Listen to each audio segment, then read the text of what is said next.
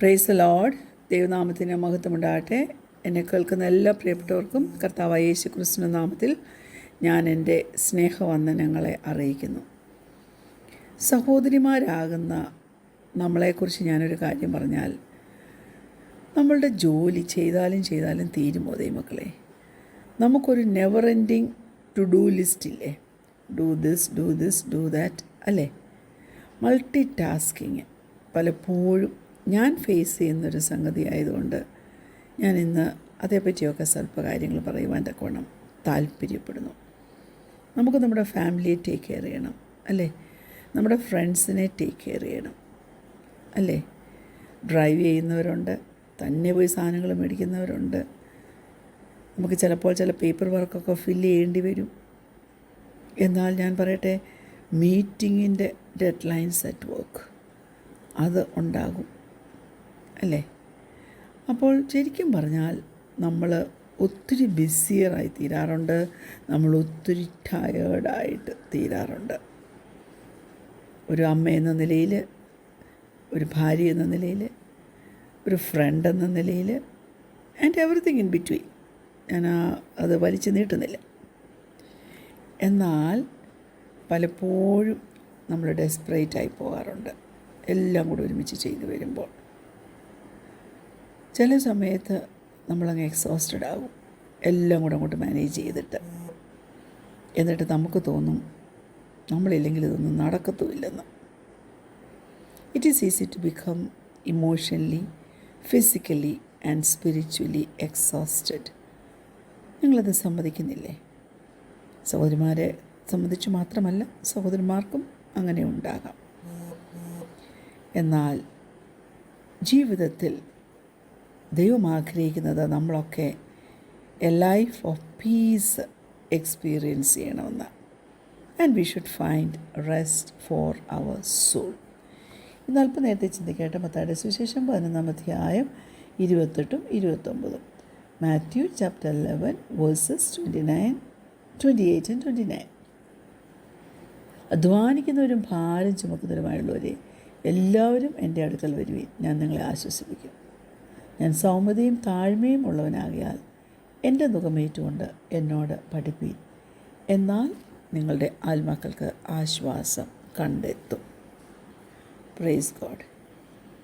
നമ്മൾ ചിലപ്പോൾ പഴയ കാലത്തിലേക്കൊക്കെ തിരിഞ്ഞു നോക്കുമ്പോൾ, നമ്മുടെ കുഞ്ഞുങ്ങളൊക്കെ ചെറുതായിരുന്നപ്പോൾ സാമ്പത്തികമായിട്ടൊക്കെ നാം ടൈറ്റായിട്ടൊക്കെ ഇരുന്നപ്പോൾ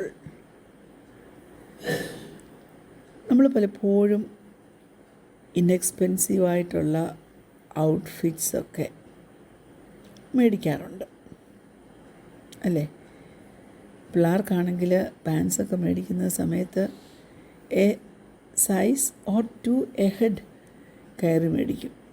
എന്ന് വെച്ചാൽ നെക്സ്റ്റ് ഇയറും കൂടെ അവർക്ക് ഒന്ന് ഇടാമല്ലോ എന്നോർത്ത്. എന്നിട്ട് നമ്മൾ ഓർക്കും, ഇച്ചിരി ഓവർ സൈസ്ഡ് ഷർട്ടോ റോൾഡ് അപ്പ് ജീൻസൊക്കെ ഇട്ടുകൊണ്ടാണ് അവർ നടക്കുന്നതെങ്കിലും അതൊന്നും ഡെഫിനറ്റായിട്ട് കസ്റ്റം ഫിറ്റൊന്നും അല്ല. എന്നാൽ അവരും കളിച്ച് സന്തോഷത്തോടെ ഒക്കെ വളർന്നു വന്നില്ലേ? ഒത്തിരി ബന്ധപ്പാടിൽ കൂടെ ഒക്കെ കുഞ്ഞുങ്ങളെ വളർത്തിയവരുണ്ട്. നമ്മുടെ ദൈവം എങ്ങനെയാണെന്നറിയാമോ? യേശു കർത്താവ് പറയുന്നുണ്ട്, എൻ്റെ നുകം, take my yoke upon you. എൻ്റെ നുകമേറ്റുകൊണ്ട്, take my yoke upon you. അതായത് എൻ്റെ നുകമേറ്റുകൊണ്ട് എന്നോട് പഠിപ്പീന്നാണ് പറയുന്നത്. Praise God. നമ്മൾ ക്യാരി ചെയ്യുവാൻ ഉദ്ദേശിച്ചിട്ടില്ലാത്ത ബേർഡനൊന്നും നമ്മളെടുത്ത് നമ്മുടെ തോളിലോട്ട് വെക്കാൻ പോകരുത്.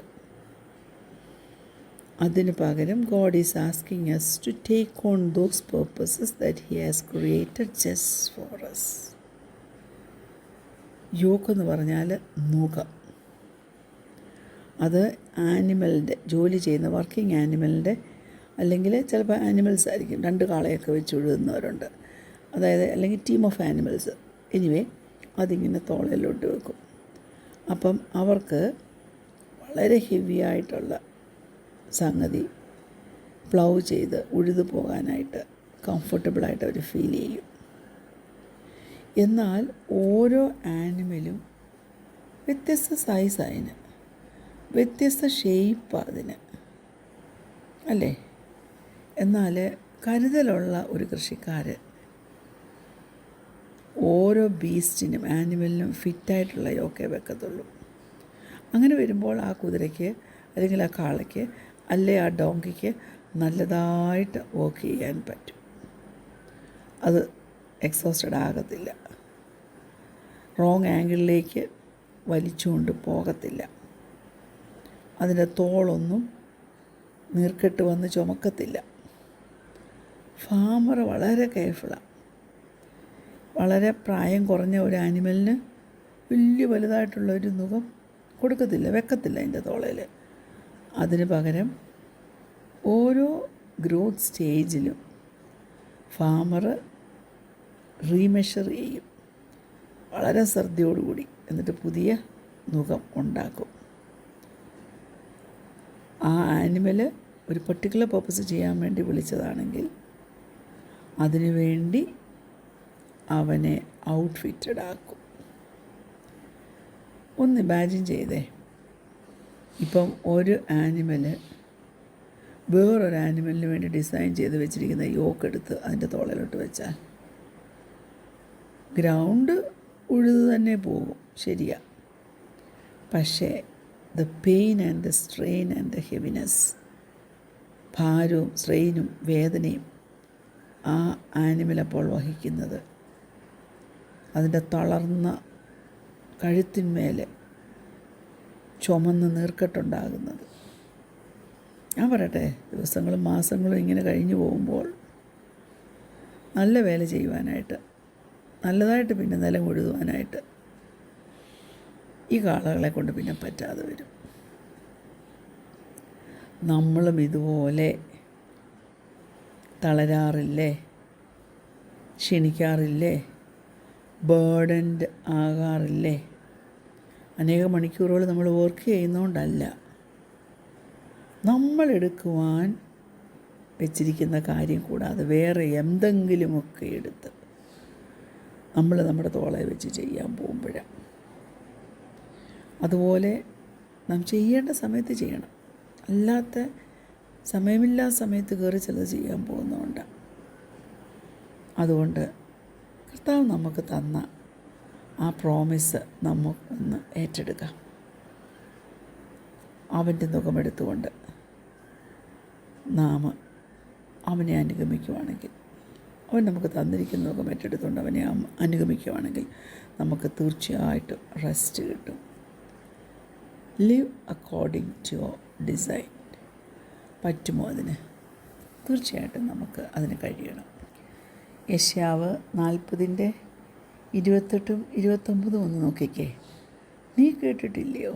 യഹോവ നിത്യദൈവം, ഭൂമിയുടെ അറുതികളെ സൃഷ്ടിച്ചവൻ തന്നെ. അവൻ ക്ഷീണിക്കുന്നില്ല, തളർന്നു പോകുന്നുമില്ല. അവൻ്റെ ബുദ്ധി അപ്രമേയമത്രേ. അവൻ ക്ഷീണിച്ചിരിക്കുന്നവന് ശക്തി നൽകുന്നു, ബലമില്ലാത്തവന് ബലം വർദ്ധിപ്പിക്കുന്നു. Praise God. നമ്മുടെ ഫോൺ ബാറ്ററി പെട്ടെന്നൊന്നങ്ങ് ഡ്രോപ്പ് ചെയ്താൽ ആ റെഡ് സോണിലേക്ക് വരുമ്പോൾ നമുക്കൊരു ഇമ്പോർട്ടൻ്റ് കോൾ വരുവാണെന്ന് വെച്ചോ,